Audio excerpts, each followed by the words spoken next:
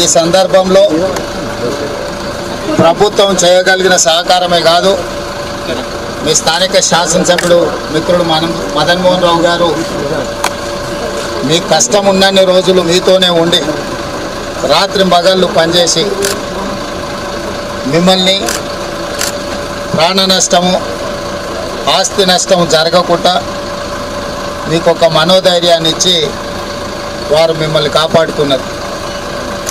వారు నాకు తెలియజేసిన వెంబడే నేను, ఉత్తమ్ కుమార్ రెడ్డి గారు, మహేష్ గౌడ్ గారు మేమందరం కామారెడ్డికి రావాలని బయలుదేరు.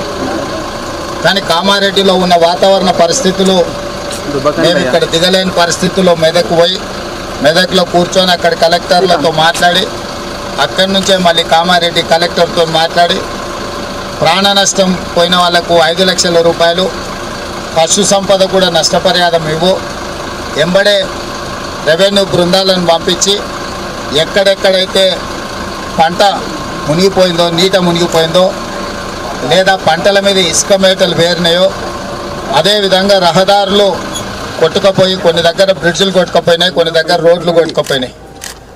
ఇవే కాకుండా ఇరిగేషన్, మైనర్ ఇరిగేషను, మేజర్ ఇరిగేషన్కి సంబంధించిన ప్రాజెక్టులు కూడా దెబ్బతిన్నాయి. కానీ 100 సంవత్సరాల క్రితం కట్టిన పోచారం ప్రాజెక్ట్ ఈరోజు మిమ్మల్ని అందరినీ కాపాడింది. అక్కడ కూడా కొంత, అక్కడ ఉన్న వ్యవస్థ కూడా కొంత దెబ్బతిన్నది. తక్షణమే తాత్కాలికంగా ఇవన్నీ కూడా రిపేర్లు చేయడం జరిగింది. కానీ ఇది ఎల్లారెడ్డి శాసనసభ నియోజకవర్గంలో జరిగిన నష్టానికి తాత్కాలిక రిపేర్లు సరిపోవు. అందుకే ఈరోజు ప్రత్యక్షంగా చూడడానికి రెవెన్యూ మంత్రి గారు, సీతక్క గారు, శాసనసభ్యులు, పిసిసి అధ్యక్షుడు, అధికారుల బృందాన్ని, షబీర్ అలీ గారిని అందరినీ తీసుకొని ఈరోజు ఇక్కడికి ఎందుకు వచ్చినాం అంటే ప్రత్యక్షంగా మేము కళ్ళతో చూస్తే మీకు వచ్చిన కష్టం, మీకు జరిగిన నష్టం ఒక అవగాహన వస్తే మిమ్మల్ని ఆదుకోవాలనేదే ప్రధానమైన ఆలోచన. ఈరోజు ఆడ లంబాడి సోదరిమణులు భూమి పోయి, ఇండ్లు పోయి అసలు పూర్తిగా సర్వం కోల్పోయిన నిరాశ్రయులుగా నిలబడే పరిస్థితి వచ్చింది.